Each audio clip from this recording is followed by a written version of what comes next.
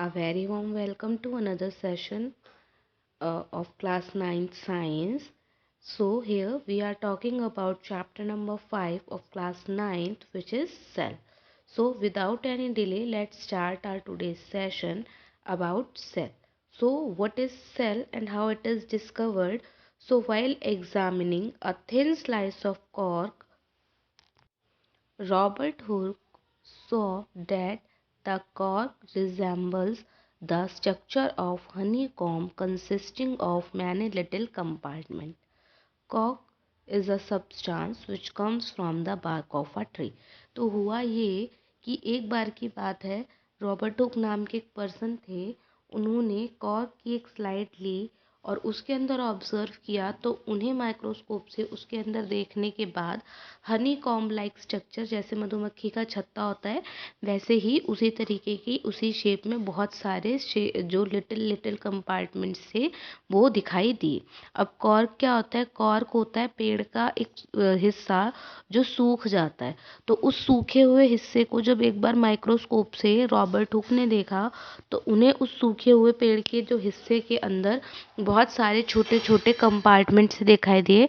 बहुत सारे छोटे छोटे कमरे टाइप में, मधुमक्खी का छत्ता जैसा होता है वैसे उस तरीके की शेप और साइज दिखाई दिए। This was the year 1665 when Hooke made this chance observation through a self-designed microscope. Robert Hooke called these boxes cell because in Latin language cell means little room. यानी कि 1665 के अंदर, 1665 हमारा ईयर था, जिस ईयर में रॉबर्ट हुक ने by chance पेड़ की उस बार्क में से सेल को देखा था, ऑब्जर्व किया था उस कंपार्टमेंट को, वो भी अपनी बनाई माइक्रोस्कोप से। और रॉबर्ट हुक ने इन्हें सेल का नाम क्यों दिया? क्योंकि लैटिन लैंग्वेज के अंदर सेल का मतलब होता है छोटे छोटे रूम। तो क्योंकि उसे जब उसने माइक्रोस्कोप से देखा तो उसे छोटे छोटे रूम्स टाइप, कंपार्टमेंट टाइप दिखाई दिए जैसे मधुमक्खी के छत्ते में होते हैं। इसीलिए उसने यहाँ पर उन छोटे छोटे रूम्स को क्या नाम दे दिया? उसने उन्हें नाम दे दिया सेल का। क्यों? क्योंकि लैटिन लैंग्वेज में सेल का मतलब होता है लिटिल रूम या फिर लिटिल कंपार्टमेंट। तो सेल की डिस्कवरी कैसे हुई, इतना समझ में आया? सेल की डिस्कवरी करी थी रॉबर्ट हुक नाम के पर्सन ने। कौन से ईयर में करी थी? 1665 में करी थी। कैसे करी थी? Bark of a tree, cork के अंदर करी थी। ठीक है, इतनी बात समझ में आई। अब सेल की डिस्कवरी कैसे हुई, रॉबर्ट हुक ने कैसे सेल की डिस्कवरी करी, कौन से ईयर में करी, इसके बारे में हम बात कर चुके हैं। अब रॉबर्ट हुक के अलावा किस किस ने डिस्कवरीज करी सेल से रिलेटेड, उनके बारे में जान लेते हैं। सो इन 1665 रॉबर्ट हुक डिस्कवर्ड सेल। 1665 में रॉबर्ट हुक ने सेल की डिस्कवरी करी थी।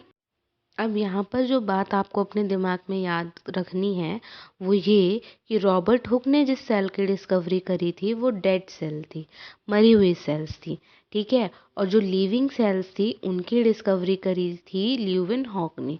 सो Leeuwenhoek discovered living cell in pond water in 1674। तो 1665 में रॉबर्ट हुक करते हैं सेल की डिस्कवरी। उसके बाद 1674 में ल्यूविन हॉक करते हैं लिविंग सेल की डिस्कवरी। और किसमें करते हैं? पॉन्ड वाटर में करते हैं। तो पॉन्ड के वाटर के अंदर 1674 में ल्यूविन हॉक ने करी थी लिविंग सेल की डिस्कवरी।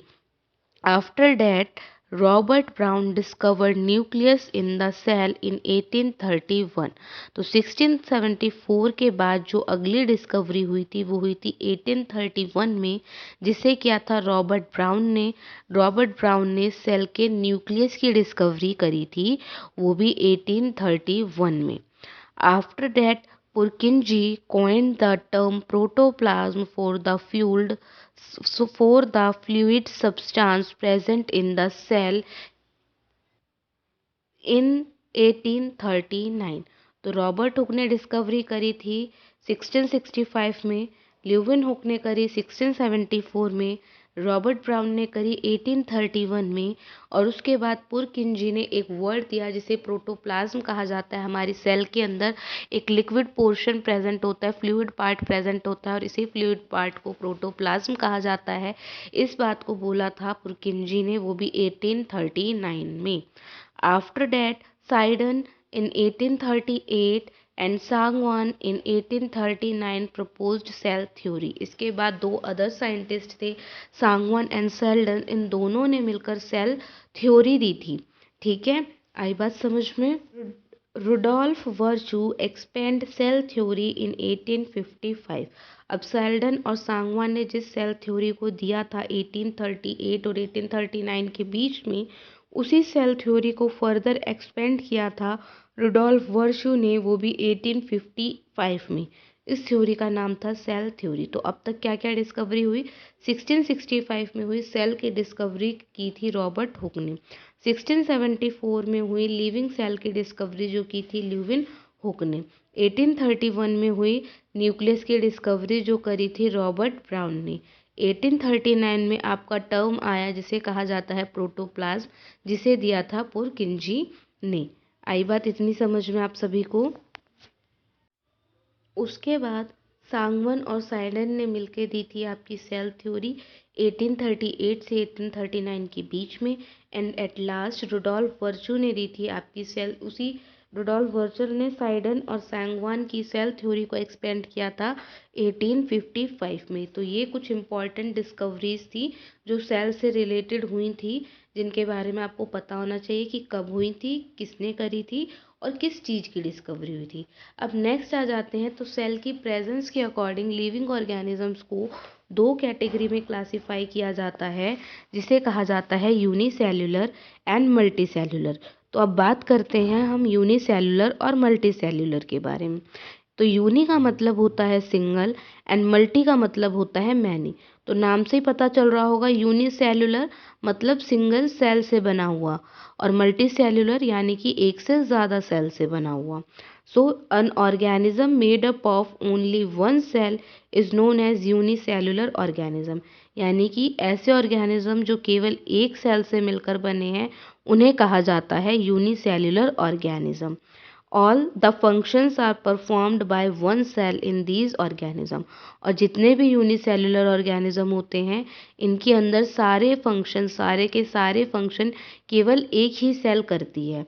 ठीक है, इसके एग्जाम्पल की अगर हम बात करें तो एग्जाम्पल हो गया आपका अमीबा और पैरामीशियम। तो यूनिसेल्युलर ऑर्गेनिज्म समझ में आए, वो ऑर्गेनिज्म जो कि केवल सिंगल सेल से बने होते हैं उन्हें कहा जाता है यूनिसेल्युलर ऑर्गेनिज्म। और ये जो यूनिसेल्युलर ऑर्गेनिज्म होते हैं, इनके अंदर सारे फंक्शन केवल एक ही सेल करती है। इसके एग्जाम्पल की अगर हम बात करें तो एग्जाम्पल हो गए आपके amoeba and paramecium. Next multi cellular organism की अगर हम बात करें तो an organism made up of more than one cell is known as multi cellular organism. तो एक से ज़्यादा सेलों से मिलकर बने हुए ऑर्गेनिज्म को हम कहते हैं multi cellular organism. Different functions are performed by different type of cells in these organism. तो इन ऑर्गेनिज्म के अंदर अलग अलग काम को करने के लिए अलग अलग सेल्स प्रेजेंट होती हैं। फॉर एग्जाम्पल जैसे कि हम हैं, तो हमारे यहाँ डाइजेशन करने के लिए पूरा डाइजेस्टिव सिस्टम प्रेजेंट है, रेस्पिरेशन के लिए पूरा रेस्पिरेटरी सिस्टम प्रेजेंट है। ठीक है, तो ये सारे जो सिस्टम है इनमें अलग अलग सेल्स प्रेजेंट होती हैं जो कि अपना अलग अलग डिपार्टमेंट यानी कि अलग अलग वर्क संभालती हैं। मल्टी सेल्युलर ऑर्गेनिज्म के एग्जाम्पल्स की अगर हम बात करें तो एग्जाम्पल हो गए आपके प्लांट्स एंड एनिमल्स। तो यूनिसेल्युलर और मल्टी सेल्युलर ऑर्गेनिज्म समझ में आया। यूनिसेल्युलर सिंगल सेल से बने हुए होते हैं और उनमें सारा काम एक ही सेल करती है, जैसे कि अमीबा और पैरामीशियम। और मल्टी सेल्युलर जो एक से ज़्यादा सेल से मिलकर बने होते हैं और इनमें अलग अलग फंक्शन अलग अलग सेल मिलकर परफॉर्म करती हैं। तो आज के इस छोटे से क्लास में, इस छोटे से लेक्चर के अंदर केवल इतनी सी बात हम करेंगे कि सेल क्या होती है। ठीक है, सेल की किससे मिलकर बनी हुई है, सेल की डिस्कवरी क्या कैसे हुई थी। ठीक है, और सेल के स्ट्रक्चर के बारे में, सेल के कंपोनेंट के बारे में, सेल ऑर्गेनलीज के बारे में हम बात करेंगे नेक्स्ट सेशन में। But for today's video for today's lecture. This is all we will talk about. So here we are ending our session. So this one is very small, very short. I hope you don't mind, but thanks for watching.